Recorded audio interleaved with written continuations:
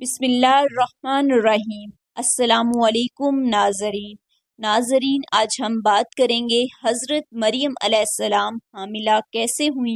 اگر آپ میرے چینل پر نئے ہیں تو میرے چینل کو سبسکرائب کرنا نہ بھولیے گا۔ چلیے ویڈیو کو شروع کرتے ہیں۔ حضرت مریم علیہ السلام عبادت و ریاضت اور اللہ کے ذکر میں مشغول رہتی تھیں۔ ایک دن اچانک کیا ہوا، حضرت مریم علیہ السلام جو اپنے ہجرے میں ذکر و فکر میں مصروف تھیں، آنکھ اٹھاتی ہیں تو کیا دیکھتی ہیں کہ سامنے ایک نوجوان کھڑا ہے۔ سورت مریم میں اللہ نے اس واقعے کا تفصیل سے ذکر کیا ہے۔ جوان اور کنواری مریم یہ دیکھ کر گھبرا گئیں۔ انہیں اپنی عزت و آبرو کی حفاظت کی فکر لاحق ہو گئی۔ چنانچہ حضرت مریم علیہ السلام اس نوجوان کو دیکھ کر اسے مخاطب کرتی ہیں اور کہتی ہیں، ترجمہ: اگر تو کچھ بھی اللہ کا خوف رکھنے والا ہے تو میں تجھ سے رحمان کی پناہ مانگتی ہوں۔ حضرت مریم نے بھرپور جوانی تک اپنی عزت و آبرو کی حفاظت کی، اور جب ایک نوجوان شخص ان کے سامنے آیا تو پھر انہیں اپنی آبرو کی فکر پڑ گئی اور وہ اللہ کی پناہ میں آنے کی بات کرنے لگی اور اس نوجوان کو اللہ کا خوف دلانے لگی۔ تو یہ عمل اللہ کو اس قدر پسند آیا کہ اللہ کریم نے حضرت مریم کے اس کردار کا ذکر اپنی آخری کتاب قرآن کی اس سورت میں کیا ہے، جس کا نام ہی التحریم یعنی حرمتوں والی سورت ہے، حلال و حرام والی سورت ہے۔ اس سورت کا اہتمام مولا کریم نے حضرت مریم کے ذکر سے یوں کیا ہے، ترجمہ: عمران کی بیٹی مریم کی مثال تمام مومنوں کے لیے ہے کہ جس نے اپنی ناموس کی حفاظت کی، پھر ہم نے اپنی روح اس میں پھونک دی۔ مریم اپنے رب کی باتوں اور کتاب کو مانتی تھی، وہ عبادت گزاروں میں سے تھی۔ حضرت مریم علیہ السلام نے اپنی عزت کی جو حفاظت کی، اس کے لیے اللہ نے احسنت کا لفظ استعمال فرمایا۔ یہ لفظ حسن سے ہے، جس کا معنی قلعہ ہے، یعنی جس طرح سے قلعہ کی اونچی مضبوط اور چوڑی دیواروں کو پھلانگ کر کوئی اندر نہیں جا سکتا، اسی طرح عورت کی عزت ایک قلعہ ہے، اسے بھی کوئی پھلانگ کر اندر نہیں جا سکتا۔ اگر کوئی کوشش کرے گا تو تیروں کی پوچھاڑ ہوگی، اس کے باوجود آگے بڑھے گا تو دست بست لڑائی اور شہادت کا مرحلہ آئے گا۔ یہی مثال عورت کی عزت کی ہے کہ یہ ایک قلعہ ہے، قلعہ کی دیوار کو پھلانگنا آسان نہیں ہے۔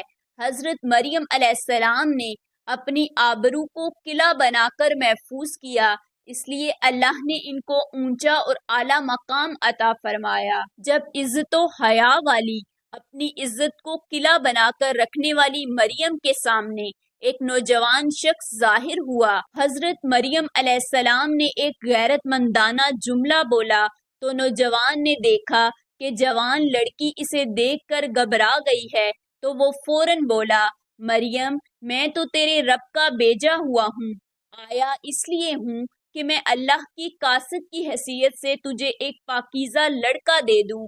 حضرت مریم علیہ السلام کہنے لگی، لڑکا پیدا کیسے ہوگا؟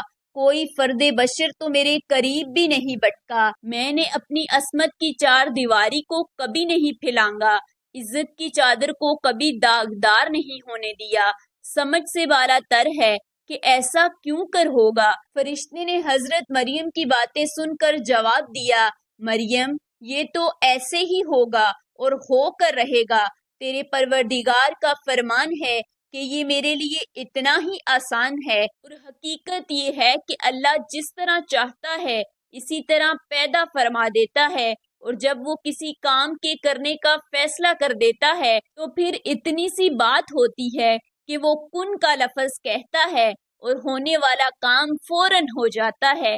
چنانچہ اللہ تعالیٰ کا فرمان ہے کہ ہم اس بچے کو پوری انسانیت کے لیے ایک نشانی بنائیں گے، اور ہم یہ بھی بتلا دیں گے کہ اس بچے کا نام مسیح عیسیٰ ابن مریم ہوگا، دنیا میں عزت دار ہوگا، آخرت میں اللہ کا مقرب ہوگا، شیرخوار ہو کر ماں کی گود میں لوگوں سے باتیں کرے گا، بڑی عمر میں بھی اس طرح باتیں کرے گا، یعنی 30 سال کی عمر میں تو وہ آسمان پر اٹھا لیے گئے، پھر دوبارہ زمین پر آئیں گے، شادی کریں گے، بچے ہوں گے، بڑی عمر پائیں گے تو آخری اور بڑی عمر میں بھی باوقار گفتگو کریں گے اور بوڑھوں کی طرح گفتگو میں لرزش نہیں دکھائیں گے۔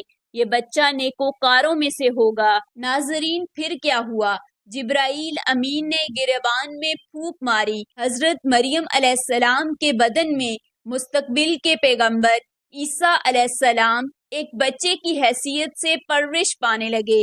دنوں پر دن اور ہفتوں پر ہفتے گزرتے چلے گئے۔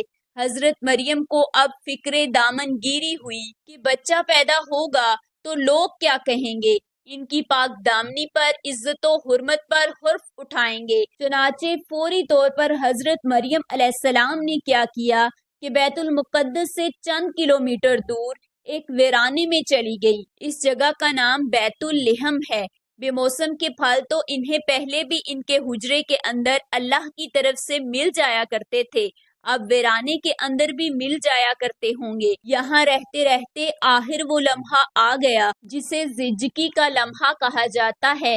بیت اللحم کے ویرانے میں جہاں حضرت مریم نے ڈیرے لگائے تھے، وہاں زچگی کے درد نے گھیرا ڈال لیا۔ شوہر سے تو ویسے ہی پاک تھی، اب شہر سے بھی دور تھی، گھر سے بھی بعید، رشتہ داروں، مرد عورتوں سے دور۔ جہاں ڈیرے لگائے ہوئے تھے یہاں کوئی اور انسان بھی موجود نہ تھا، الغرض کچھ بھی نہ تھا۔ حضرت مریم علیہ السلام کو ایسے حالات میں ایک اور تکلیف جو ان سب تکلیفوں سے بڑی تھی، وہ یہ تھی کہ ہونے والے بچے کو لے کر آخر مجھے قوم کے پاس جانا ہے، بیت المقدس میں واپس پہنچنا تھا۔ اس بچے کو گود میں اٹھائے لوگوں کو کیا جواب دوں گی؟ ان گھبراہٹوں میں حضرت مریم علیہ السلام اٹھی اور کھجور کے درخت کے نیچے آ کر بیٹھ گئی۔ پریشانیوں میں مبتلا اکیلی مریم آخرکار گھبرا کر بول اٹھی، ترجمہ: اے کاش میں اس سے پہلے ہی مر گئی ہوتی اور بولی بصری ان لوگوں کے ذہنوں سے مٹ گئی ہوتی۔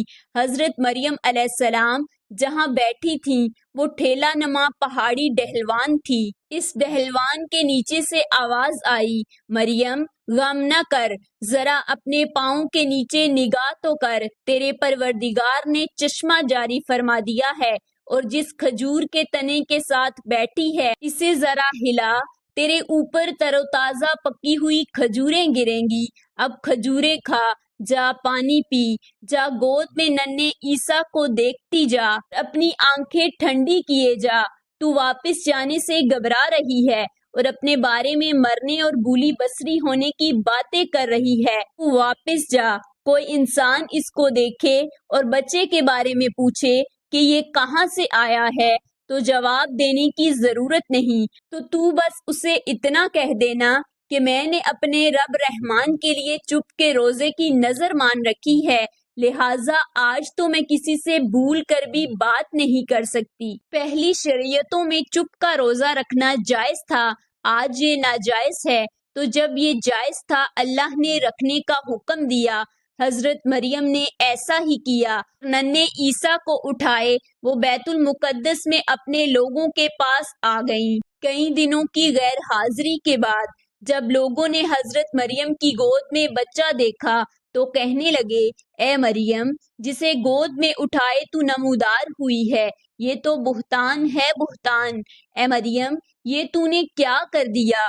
تیرا باپ بھی برا نہ تھا، تیری ماں بھی ایسی ویسی نہ تھی، اور اپنے بھائی ہارون کو دیکھ، وہ بھی نیک آدمی ہے، مگر تو نے یہ کیا کر دیا؟ حضرت مریم جو چپ تھی انہوں نے یہ باتیں سن کر اپنی گود میں اٹھائے ہوئے بچے کی طرف اشارہ کر دیا۔ لوگوں نے کہا، ہم اس سے کیا بات کریں جو گود میں شیرخوار بچہ ہے؟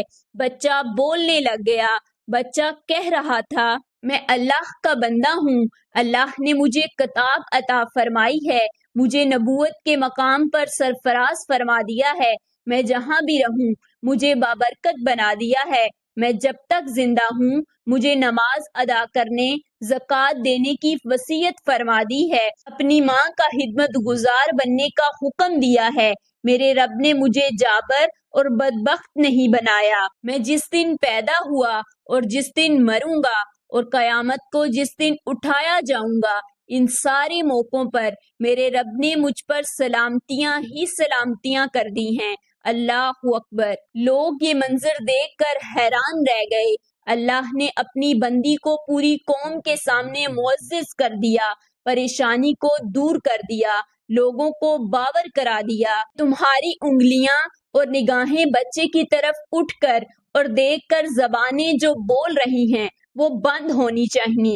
یہ بچہ تو اللہ کا نبی ہے۔ جس طرح اس کا بولنا اللہ کی نشانی ہے، اس طرح اس کا پیدا ہونا اور بغیر باپ کے پیدا ہونا اللہ کی نشانی ہے۔ لہٰذا حضرت مریم علیہ السلام کنواری ہی ہیں، اللہ کی پاک باز بندی ہیں اور اللہ کے ہاں بلند مقام رکھتی ہیں۔ بلند مقام کا اندازہ تو لگاؤ کہ مریم کو فرشتے آواز دے رہے ہیں، باوجود زچگی کی حالت، کھجور کے تنے کو ہلانے کی عرش والا رب ہمت دے رہا ہے۔ پھر درخت پر سے کھجوریں نہ ہونے کے باوجود پختہ اور تازہ کھجوریں گر رہی ہیں، پانی کا چشمہ ابل رہا ہے۔ یہ ساری کراماتیں اللہ کریم نے اپنی بندی کے ہاتھوں سے ظاہر فرما رہی ہیں۔